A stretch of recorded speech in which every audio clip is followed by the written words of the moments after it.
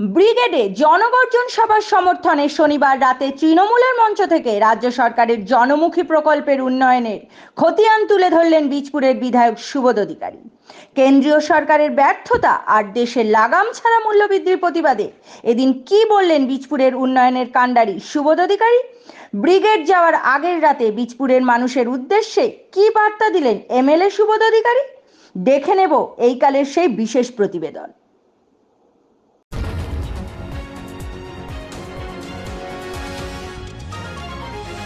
আপনারা দেখছেন এইকাল.in, সঙ্গে থাকুন, ভরসা রাখুন। কাল দিনটা আসবে জনগর্জন যে সভা, জনসভা, সেই সভা এটা তৃণমূল কংগ্রেসের সভা নয়। এই সভা বাংলার মানুষের অধিকারের জমায়েত হওয়ার লড়াই সভা। আমরা এখানে সকলেই জানি যখন পঞ্চায়েত নির্বাচন হয়েছিল, সেই পঞ্চায়েত নির্বাচনের সময় মমতা বন্দ্যোপাধ্যায়কে সামনে রেখে আমাদের সর্বভারতীয় সাধারণ সম্পাদক সংসদ অভিষেক বন্দ্যোপাধ্যায় নবজীবন কর্মসূচি করেছিল। এই নবজীবন কর্মসূচিটা কি? মার্ক্সবাদী কমিউনিস্ট পার্টি যারা 25 বছর শাসন করেছে, শাসন করার পর তারা একটু বড় কথা বলে যে বাংলায় যখন নির্বাচন আসে, নির্বাচনের সময় বাংলা রক্তাক্ত হয়। এই 34 বছর যারা শাসন করেছিল মার্ক্সবাদী কমিউনিস্ট পার্টি, তারা 1977 সালে বাংলায় প্রথম এসেছিল। আর 1977 আগে সারা পশ্চিমবাংলায় পৌরসভা ভোট বা পঞ্চায়েত ভোট কোন পার্টির সিম্বলে ভোট হতো না। তখন পাড়া প্রতিবেশী প্রতিষ্ঠিত সামাজিক মানুষ, যে কোনো মানুষ যে কোনো সিম্বলে নির্বাচনে দাঁড়িয়ে দেবে। প্রথম ভারতবর্ষের মধ্যে কোন রাজনৈতিক দল তৃণমূল কংগ্রেস মমতা বন্দ্যোপাধ্যায়কে সামনে রেখে নবজীবন কর্মসূচি আমাদের সাধারণ সম্পাদক অভিষেক বন্দ্যোপাধ্যায় সারা বাংলা জুড়ে তিনি 7 দিন, প্রায় 7 দিন নিজের পরিবারকে ছেড়ে বাংলার বিভিন্ন প্রান্তে মাঠে ঘাটে তিনি ঘুরে বেরিয়েছেন। নবজীবন কর্মসূচি মানুষের দ্বারা নির্বাচিত ক্যান্ডিডেট বা মানুষের দ্বারা নির্বাচিত সদস্য। মানুষের দ্বারা নির্বাচিত সদস্যটা কি? মনে করুন একটা পাড়ায় বিশিষ্ট সমাজসেবী মানুষ রয়েছে, মানুষের বিপদে আপদে সে সবসময় করা। মনে করুন কোন পঞ্চায়েত নির্বাচন বা পৌরসভা নির্বাচন মানুষের কাছে চাওয়া কোন ক্যান্ডিডেটের নাম যদি হয়, আর সেই ক্যান্ডিডেটকে দল যদি টিকিয়ে দেয়, তো আমরা নিশ্চিত যে মানুষটা ক্যান্ডিডেট হবে প্রথমেই তো তারা প্রতিবেশী তার নাম দিয়ে দিয়েছে, সেই সমাজের সেবক। আর সে যদি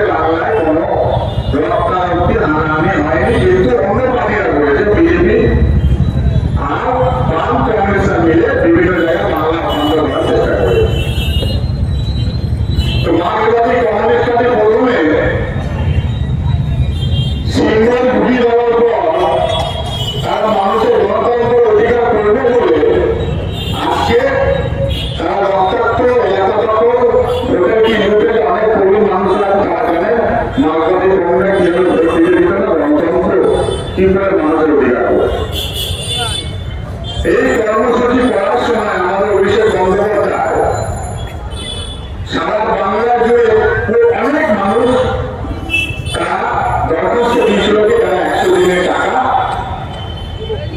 পাচ্ছে না বা পাচ্ছে না। অভিষেক বন্দ্যোপাধ্যায় সারা বাংলা জুড়ে এই 100 দিনে খেটে যাওয়া মানুষের দরখাস্ত চিঠি নিয়ে তিনি কথা দিয়েছিলেন যে আপনাদের গরিবের খেটে খাওয়ার টাকা এই মমতা ব্যানার্জি সরকার তৃণমূল সরকার আপনাদের দেবে যদি কেন্দ্র সরকার না দেয়, কিন্তু আপনাদের হকের টাকা আমরা আন্দোলন করবো। আমরা দেখেছি অভিষেক বন্দ্যোপাধ্যায় দিল্লিতে আন্দোলন করেছে, সেই আন্দোলনে দিল্লি পুলিশের অত্যাচার দেখেছে, যারা গ্রাম পঞ্চায়েত মন্ত্রী কিষণ ব্যানার্জি পালিয়ে গেছে, আমাদের তৃণমূল কংগ্রেসের যারা জনপ্রতিনিধি ছিল তাদের সাথে দেখা করেনি। আবার সেই আন্দোলন আমরা দেখলাম রাজভবনের সামনে হয়েছে। তারপরে আমাদের নেত্রী মমতা বন্দ্যোপাধ্যায় রেল রোডে ঘোষণা করে দিলেন যে দিল্লির সরকার যদি দিচ্ছে না, বিজেপি সরকার মোদী সরকার এই টাকা আমরা দিয়ে দেব। কি 2019-এ সারা বাংলা জুড়ে 18খানা সংসদ দিল্লিতে গেছে। এই 18টা সংসদ যাওয়ার পর বাংলার আবাস যোজনা বলুন, 100 দিনের টাকা বলুন, বিভিন্ন প্রকল্পের টাকা দিল্লি সরকার কেন্দ্র সরকার আটকে দিয়েছে। এই দিল্লি কেন্দ্র সরকার কেন আটকে দিয়েছে? এই 18 জন সংসদ বাংলার মানুষ যে পাঠিয়েছে দিল্লিতে, তারা সবসময় বলছে দিল্লিতে গিয়ে বাংলা 100 দিনের টাকা দেবেন না, গরিবের টাকা দেবেন না, তারা বলছে আবাস যোজনার টাকা দেবেন না, বিভিন্ন প্রকল্পের বাংলার উন্নয়নের টাকা দেবেন না, তারা সবসময় বিরোধ করেছে। এই 18 জন সংসদকে পাঠানো, তার মূল্যে বাংলা পেটে গেলা গরিব মানুষদের দিতে হচ্ছে। 2014 সালে আপনারা সকলেই জানেন তৃণমূল কংগ্রেসে যখন 34টা সিট ছিল, তখন বাংলার মানুষ 34 জন সংসদকে যখন দিল্লিতে আপনারা পাঠিয়েছে, তখন আমরা কি দেখলাম যে বাংলার প্রাপ্য পাওনা টাকা এখানকার সংসদরা দিল্লির মাটি থেকে কেন্দ্র সরকারের প্রকল্পের টাকা ছিনিয়ে আনতে পেরেছে বাংলা।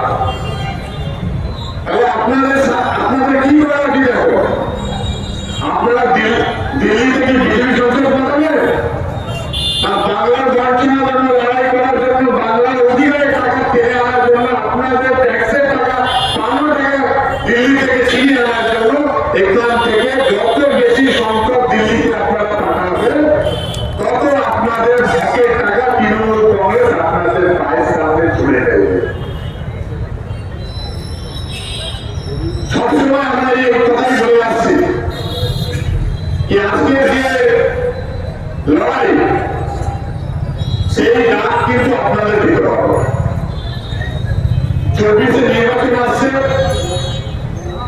সেই নির্বাচনে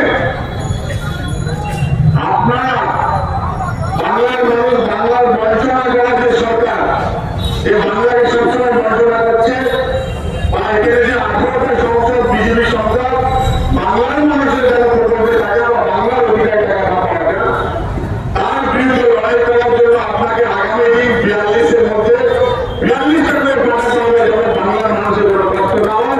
মমতা বন্দ্যোপাধ্যায় হাত করতে করতে হবে, অভিষেক বন্দ্যোপাধ্যায় হাত করতে করতে হবে। আগামী দিন এই জনগণের সবাই বাংলার মানুষের অধিকারের সভা, তৃণমূল কংগ্রেসের নয়, মমতা বন্দ্যোপাধ্যায় নয়, অভিষেক বন্দ্যোপাধ্যায় নয়, এটা আপনাদের জমায়েত করে প্রত্যেকটা মানুষ 5 জন করে মানুষ যদি আপনারা নিয়ে যান, এই গ্রাউন্ড লেভেল থেকে খেটে খাওয়া গরিব মানুষ বাংলার মানুষ যে গর্জন করবে, সেই গর্জনে দিল্লি কিন্তু মিলবে। সারা বাংলার মধ্যে বিজেপির কোনো ভোট যেন বাংলার মানুষ না যায়, বিজেপিকে কোনো স্থান নেই বাংলার মানুষ, যারা বাংলাকে বঞ্চনা করে। তাই আগামী দিন সবাই স্বতঃস্ফূর্তভাবে আমরা এক একটা মানুষকে প্রার্থনা করে নিয়ে যাই একসাথে করে। আমার মনে হয় শিয়ালদা স্টেশন থেকে আমরা আগে যেতে পারবো না। আর তৃণমূল কংগ্রেস একমাত্র সামাজিক রাজনৈতিক তৃণমূল দল, কোন রাজনৈতিক দলের সেই ক্ষমতা নেই 10 দিনের মধ্যে ব্রিগেড চলো আন্দোলনে রাখতে পারে বা জনসভা করতে পারে। একমাত্র তৃণমূল কংগ্রেস, আর তার শক্তি হচ্ছেন আপনারা। আপনারা থাকলে, আপনাদের আশীর্বাদ না থাকলে তৃণমূল কংগ্রেস সেটা করতে পারতো না। আপনারা হচ্ছেন আসল শক্তি। আচ্ছা, রাম আর বাম এখন দুটো একই হয়েছে। রাম আর বামের এই জায়গাতে অনেক মিটিং হয়, কবিতা বলে কি অনেক রাজনৈতিক দলে এখানে বলে যায়। আমি রাম আর বামের কথা বলে দিই। এখন ভারতবর্ষের মধ্যে ভগবান নামে পরিচিত হচ্ছে না। আপনারা ভাবেন আমি ভগবান নামের কথা বলেছি। আমরা কি দেখছি, আদেশে বেটিং হচ্ছে বিজেপি। সারা ভারতবর্ষে গান্ধীজির যে হত্যাকারী নাথুরাম দাস, মানে নাথুরাম, সেই নামকে তারা প্রতিষ্ঠিত করার চেষ্টা করছে, ভগবান নামকে নয়। একদিকে আনছে যারা বিজেপি এপি, যারা গান্ধীজির হত্যাকারী নাথুরাম দাসের মূর্তি বিভিন্ন জায়গায় স্থাপন করছে সারা দেশে। আর অন্যদিকে বিজেপি সরকার গান্ধীজি চশমা ব্যবহার করে স্বচ্ছ ভারতে অভিযান করেছে। মানে সেই সতীদাহ প্রথা ফিরে আসবে। সেই মহিলাদের অত্যাচারে কিছু বলে শুনানি করেছিল।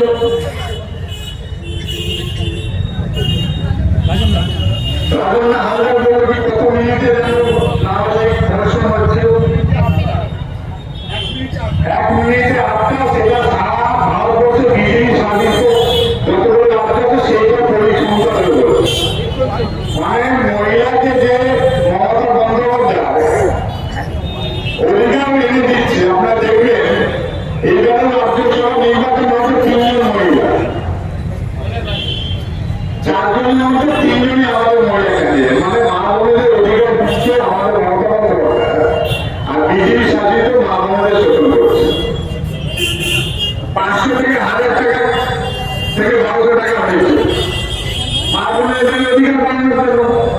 কেন্দ্রীয় সরকার জিনিসের দাম বাড়াচ্ছে, মমতা বন্দ্যোপাধ্যায় মা বোনদের লক্ষ্মী ভাণ্ডার টাকা বাড়িয়ে দিচ্ছে। আমরা দেখলাম আশা কর্মীদের 750 টাকা বাড়িয়েছে। আমরা দেখলাম নারী যারা রয়েছেন তাদের 750 বাড়িয়েছে, যারা হেল্পার তাদের 500 টাকা বাড়িয়েছে। তো মমতা বন্দ্যোপাধ্যায় বাড়িয়ে যাচ্ছে মা বোনদের যেন কোনো কষ্ট না হয়। আমার একটা জিনিস হবে, বিজেপি আসলে জেনে রাখবো, বিজেপি আসলে আজকে শুনেছি এই গ্যাসের 100 টাকা দাম কমিয়েছে। এটা হচ্ছে লাইট অফ কপি। যখন নির্বাচন শেষ হয়ে যাবে নিশ্চিত আমি এই গ্যাসের দাম কিন্তু 2000 টাকা হবে। আজকে ডিজেল পেট্রোলের দাম 100 টাকার উপরে রয়েছে, নিশ্চিত সেটা 200 থেকে 250 টাকা হবে।